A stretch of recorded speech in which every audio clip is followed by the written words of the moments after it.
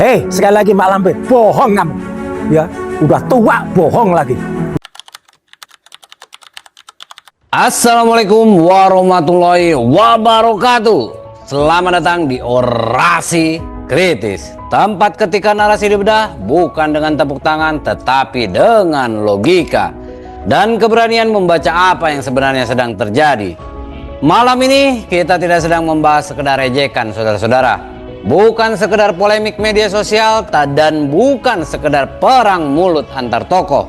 Karena ketika seorang mantan menteri, mantan pakar telematika negara berdiri di depan publik lalu menyebut seseorang dengan nama Mak Lampir, maka itu bukan lagi candaan. Itu adalah sinyal bahwa perang narasi soal ijazah Bung Jack sudah berubah menjadi perang psikologis terbuka. Roy Suryo tidak hanya menyerang argumentasi, dia mulai menyerang karakter, membongkar relasi, dan mencoba menghancurkan kredibilitas lawan-lawannya di depan jutaan mata publik. Dan yang lebih menarik, nama Eli Daneti, Andi Azwan, Rasman Nasution, hingga isu Twitter lama, semuanya tiba-tiba ditarik ke dalam pusaran konflik yang makin gelap, saudara-saudara, makin emosional dan makin brutal. Pertanyaan sekarang, kenapa Roy Suryo terdengar begitu marah? Apa yang sebenarnya membuatnya meledak? Dan siapa sebenarnya yang sedang memainkan perang opini ini? Sebelum kita bongkar semuanya, coba perhatikan terlebih dahulu potongan pernyataan Roy Suryo berikut ini. Silakan menyaksikan. Hei, sekali lagi Mak Lampir, bohong kamu. Ya, udah tua bohong lagi. Ya, di tayangan ini dia bohong besar. Ya, di tayangan ini dia menyatakan bahwa dia katanya mendengar informasi saya punya akun Twitter di tahun 2020 dan sudah diperiksa oleh tim cyber dan saya minta maaf. Itu bohong besar. Hei Mak Lampir, kamu bohong besar. Ya gitu. Satu, akun Twitternya saja bohong. Benar bahwa saya memang punya akun Twitter @KRMT_Roy_Suryo. Tapi nanti akan saya jelaskan. Ya, akun itu memang sudah tidak aktif lagi. Ya, itu sudah lama. Ya itu nggak aktif lagi. Dan ternyata ada orang yang memanfaatkan akun itu. Kemudian dia membuat rekayasa. Rekayasanya konyol. Tahun 2020. Kenapa saya bilang konyol? Itu bohong banget kalau 2020. Karena isu ijazah ini ya di sosial media itu baru rame di tahun 2022. Ada akun Twitter dulu milik saya bernama @KRMT_Roy_Suryo2. Tapi 2020 belum ada pembahasan soal ijazah dan belum ada soal skripsi. Jadi orang yang merekayasa itu bohong banget. Mak Lampir ini bohong banget ya. Kenapa bohong banget? Dia katanya pernah dengar informasi akun itu katanya sudah di take down. Siapa yang take down? Dan katanya saya pernah dipanggil tim cyber. Hei, sekali lagi Mak Lampir, bohong kamu. Ya, udah tua bohong lagi. Ya, hati-hati dengan Mak Lampir ini. Bohong besar dia. Ya, sekali lagi saya katakan bohong besar. Ya, karena dia mengatakan sudah dipanggil tim cyber. Gak ada. Apalagi statementnya diikuti lagi oleh orang-orang cere-cere semacam ini ya. Ini cere itu lebih kecil dari coro, lebih kecil dari kecoa. Alah, followernya cuma berapa, ngikut-ngikut kata-kata yang sok UGM banget ini. Katanya penerus pejuang. Pejuang apa kayak kamu itu? Ya, ini mah ngikuti kebohongannya Mak Lampir tadi. Ya, dan dia kemarin juga bohong juga. Ya, wah sok bangga katanya melaporkan sahabat saya Michael Sinaga. Ya gitu dari Sentana. Katanya dia melaporkan ke Dewan Pers ya, mengantarkan yang namanya Andi Azwan. Ya, jadi dia katanya mengantar Andi Azwan ke Dewan Pers. Hei, Mak Lampir, tahu nggak kamu? Dewan Pers itu tugasnya apa? Kalau ada keberatan terhadap pemberitaan, kemudian Dewan Pers menyidangkan kalau nanti akan diajukan hak jawab. Jadi bukan soal status pers ya. Aduh, belajar lagi lah. Udah tua, nggak mau belajar lagi. Undang-undang aja nggak hafal, pasal-pasal juga hafal, apalagi nyontoh-nyontoh pers ya. Apalagi nganter orang namanya Andi Azwan. Andi Azwan itu apalagi ya, yang berlagak punya kartu pers ya. Lagi-lagi dia itu pernah kemudian ya dia itu mengatakan membuat sayembara nih, sayembara kemudian kasih 10 juta, itu namanya perjudian ya. udah mak lampir mengadakan judi lagi. Ya, kenapa yang katakan? Karena jelas menurut Pak Ugresono, apa yang dia lakukan penawaran 10 juta itu termasuk dalam pasal 426, 427 KUHP. Jadi bohong, sudah bohong ngajak judi. Katanya lawyer kok ngajak bohong, lawyer kok berkata bohong dan ngajak judi, parah banget. Tapi ternyata lawyernya itu kliennya orang-orang macam ini.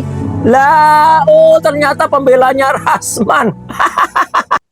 Saudara-saudara, perhatikan baik-baik nada suara, pilihan kata, dan emosi.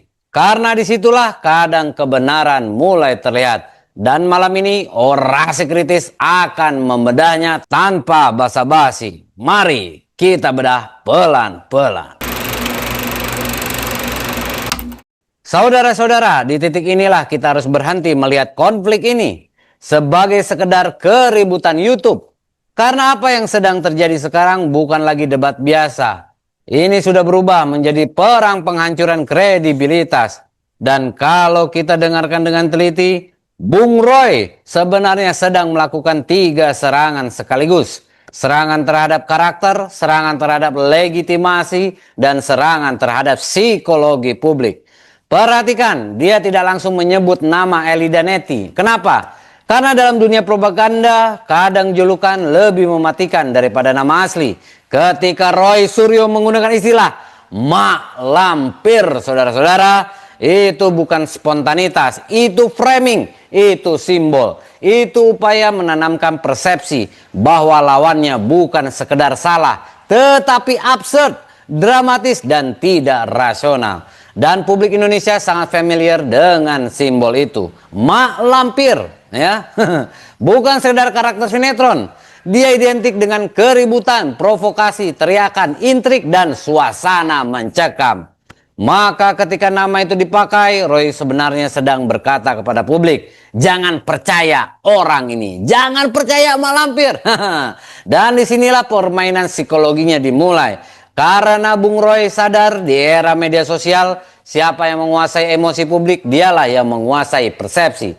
Sekarang kita masuk ke inti paling penting, soal embos ijazah. Ini menarik, karena justru dari sinilah emosi Roy terlihat paling meledak. Eli Danetti disebut mengklaim bahwa dirinya bisa merasakan embos atau tekstur timbul ya pada ijazah Jokowi saat gelar perkara di Polda Metro Jaya. Lalu Roy menyerang balik dengan sangat agresif. Dia mengatakan dokumennya berada di dalam map, tertutup plastik dan mustahil disentuh. Bahkan Roy sampai mengatakan kalau jarinya bisa nembus, berarti jarinya mak lampir.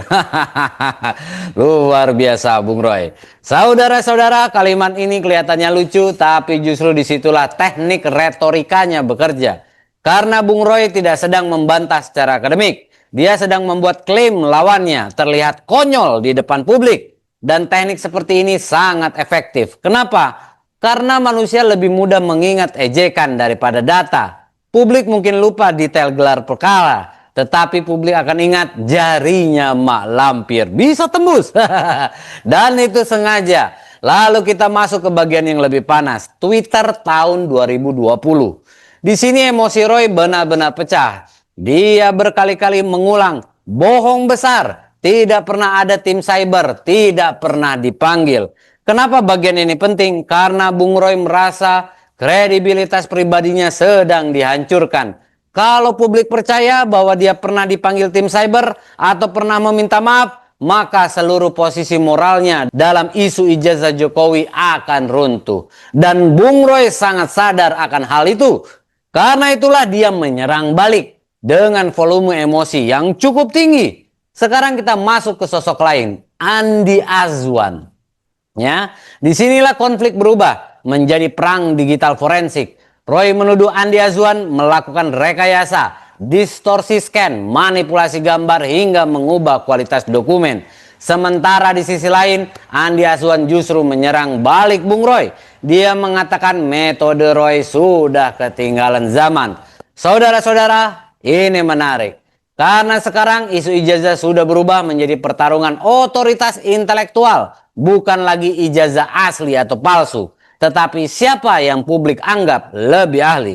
Dan Roy memahami permainan itu. Karena itulah dalam video panjang tadi dia terus memamerkan sertifikat, penghargaan, pengalaman negara, keterlibatan di Undang-Undang ITE, sertifikasi multimedia, hingga penghargaan kepolisian. Kenapa semua itu disebut? Karena Roy Suryo sedang membangun benteng legitimasi. Dia ingin publik berpikir saya ini ahli resmi negara, jadi saya tidak mungkin ngawur. Ini teknik klasik, appeal to authority. Ya, saya ulang lagi, appeal to authority. Dan itu dilakukan sangat sadar. Tetapi di sisi lain justru disinilah muncul pertanyaan besar. Kalau semua ini benar-benar soal data, kenapa debatnya berubah menjadi ejekan, julukan, dan serangan personal? Kenapa bukan adu dokumen terbuka? Kenapa bukan audit independen? Kenapa yang muncul justru mak lampir, tukang bohong, dungu, ngawur? Saudara-saudara, karena konflik ini sudah melampaui dokumen, ini sudah menjadi perang ego, perang pengaruh, dan perang posisi politik. Dan semakin lama kita melihat, semakin terlihat bahwa masing-masing kubu tidak lagi bicara kepada lawannya, tetapi bicara kepada penontonnya. Roy bicara kepada pendukungnya, Andi Azwan bicara kepada kubunya, Eli Daneti bicara kepada audiensnya. Semua sedang berebut siapa yang paling dipercaya publik. Dan di era digital, kepercayaan publik lebih mahal daripada fakta itu sendiri. Sekarang coba kita lihat lebih dalam lagi. Kenapa Bung Roy membuka videonya dengan ucapan Idul Adha ya? Kalau kita lihat video panjangnya ya, Anda bisa lihat di Roy Suryo Official. Doa haji dan nuansa religius. Lalu setelah itu langsung menyerang lawan-lawannya ya. Karena beliau membuat video tersebut pada momen Idul Adha ya. Karena ini bukan kebetulan. Dalam komunikasi massa, membangun suasana emosional terlebih dahulu akan membuat audiens lebih mudah menerima narasi berikutnya. Roy menciptakan suasana religius ya karena momennya memang bertepatan dengan Hari Raya Idul Adha. Tenang dan penuh legitimasi moral. Lalu perlahan dia masuk ke serangan. Ini teknik framing emosional dan sekali lagi itu dilakukan dengan sangat sadar ya. Tetapi yang paling mengerikan bukan itu saudara-saudara. Yang paling mengerikan adalah publik Indonesia sekarang sudah mulai menikmati konflik seperti ini. Saya juga sebagai hiburan. Padahal yang sedang dipertarungkan adalah kepercayaan publik terhadap institusi, dokumen negara, dan legitimasi kekuasaan. Dan ketika semuanya berubah menjadi perang ejekan, maka sesungguhnya yang sedang runtuh bukan hanya reputasi seseorang, tetapi kualitas ruang publik kita sendiri. Saudara-saudara sebangsa dan setanah air, di titik ini kita akhirnya mulai memahami bahwa polemik ini tidak lagi sekedar tentang ijazah. Karena ketika sebuah bangsa lebih sibuk menyaksikan perang ejekan daripada mencari kejelasan, maka sesungguhnya ada sesuatu yang sedang rusak di ruang publik kita. Hari ini orang tidak lagi bertanya mana data yang benar, tetapi mulai bertanya siapa yang paling keras suaranya. Dan itu berbahaya saudara-saudara, sangat berbahaya. Karena ketika logika dikalahkan emosi, ketika analisis dikalahkan fanatisme, dan ketika kritik berubah menjadi perang penghinaan, maka kebenaran perlahan mati di tengah sorak-sorai penonton. Roy Suryo, Eli Daneti, Andi Azwan, Rasman Nasution, dan seluruh tokoh dalam konflik ini pada akhirnya sedang memainkan satu panggung besar, yaitu perang persepsi ya. Dan di perang seperti ini, fakta sering kalah oleh framing, data sering kalah oleh narasi, dan publik dipaksa memilih bukan berdasarkan kebenaran, tetapi berdasarkan siapa yang paling mereka sukai. Inilah tragedi terbesar demokrasi digital, karena informasi tidak lagi dipakai untuk menerangi pikiran, melainkan untuk menghancurkan lawan. Maka pertanyaan sekarang, apakah bangsa ini masih mampu membedakan kritik dengan propaganda? Masih mampukah publik membedakan analisis dengan agitasi? Atau jangan-jangan kita semua sudah terlalu jauh tenggelam di dalam teater politik yang terus mempertontonkan konflik tanpa pernah benar-benar menghadirkan kejelasan? Saudara-saudara, di tengah hiruk pikuk ini, Orasi Kritis mengajak Anda untuk tidak menjadi penonton yang mudah digiring. Jangan telan semua narasi mentah-mentah, jangan tunduk pada teriakan, dan jangan pernah takut untuk berpikir kritis. Karena di zaman ketika kebisingan lebih dihargai daripada kebenaran, berpikir jernih adalah bentuk perlawanan terakhir. Saya pamit dan seperti biasa tetap kritis, karena kebenaran tidak pernah lahir dari kepatuhan yang membabi buta. Sampai jumpa di Orasi Kritis berikutnya.